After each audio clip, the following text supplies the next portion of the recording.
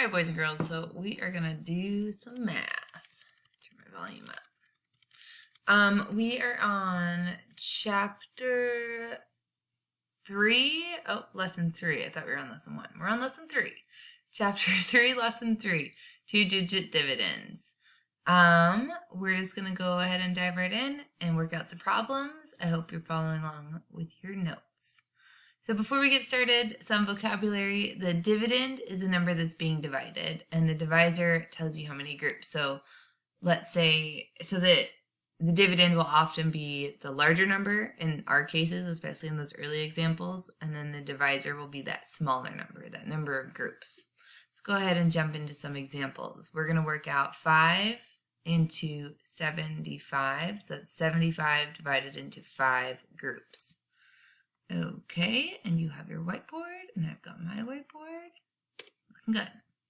All right, so I've got 5 into 75. Beautiful.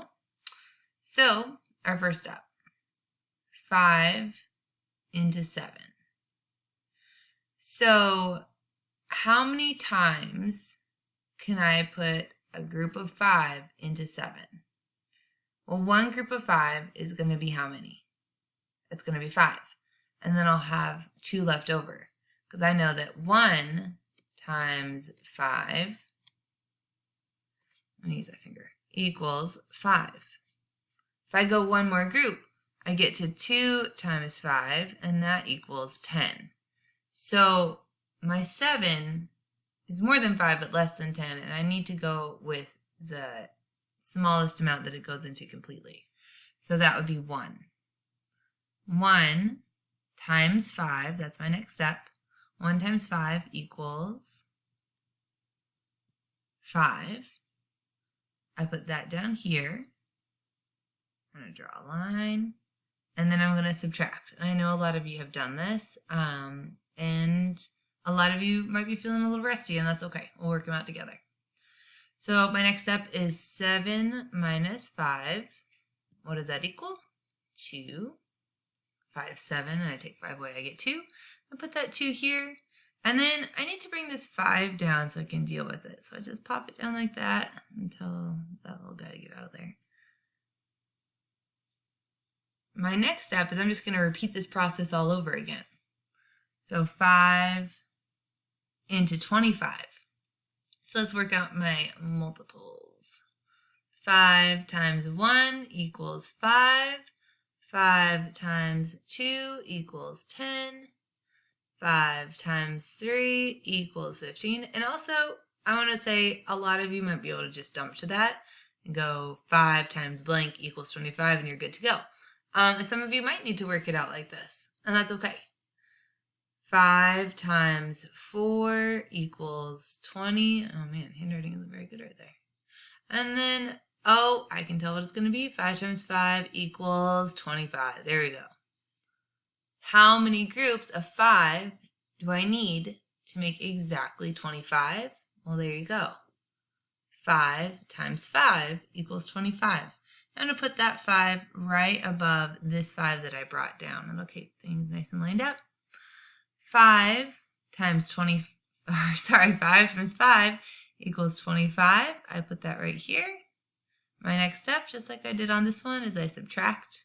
5 minus 5 is 0. 2 minus 2 is 0. So I don't have a remainder. I can go in evenly. And if I want to check, I simply go 15 times 5.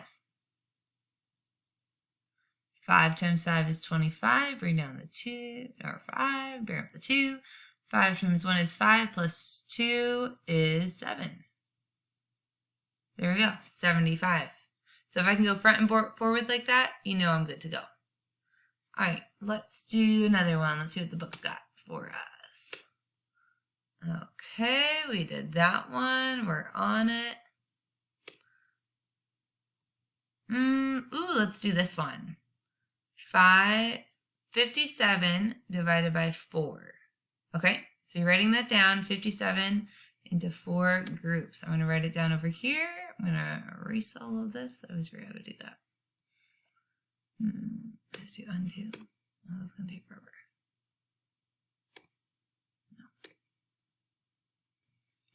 figured it out. Okay, we're going to do 4 into 57. All right, this one's going to show us how it'll look when you have a remainder. Those are those leftover numbers. All right, my first step, 4 into 5. How many times do I need to multiply 4 to reach 5? 1 times 4 equals 4. 2 times 4 equals 8. Uh-oh. So I'm somewhere between 4 and 8 again, right? So my lowest full number that it goes into is 1. 1 times 4 is 4. I subtract. 5 minus 4 is 1. What do I do next? I bring down that 7. Very good.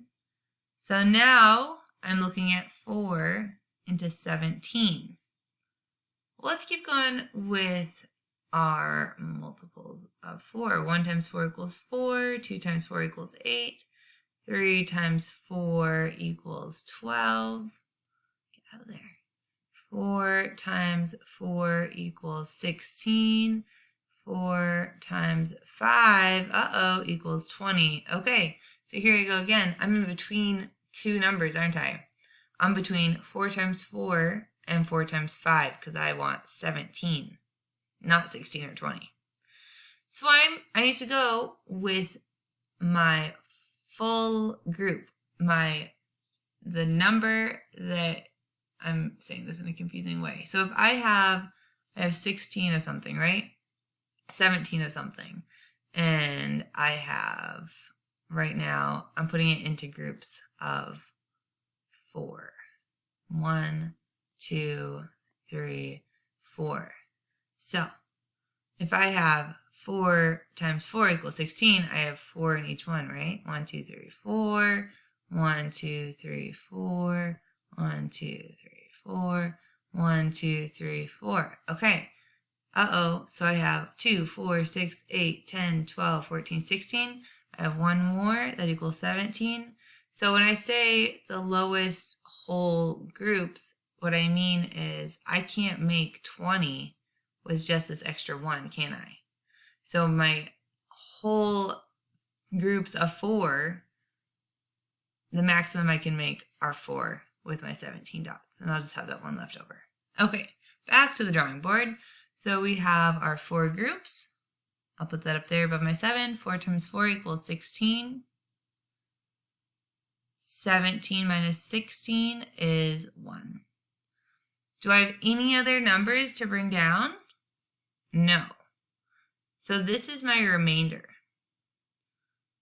After I've subtracted and I have no more numbers to bring down, you're just going to go R1, remainder 1. And you can check this. Let's do it. I'm going to go 14 times 4. 4 times 4 is 16. 4 times 1 is 4 plus 1. Oh, math is hard this morning. 5, 56 plus 1. So you're going to add this plus 1. Plus 1 equals 57. Did I get it? Yeah, I got it. Nice work. Okay, use these problems as a model to do the rest of your problems, and you should be good to go. All right, good luck.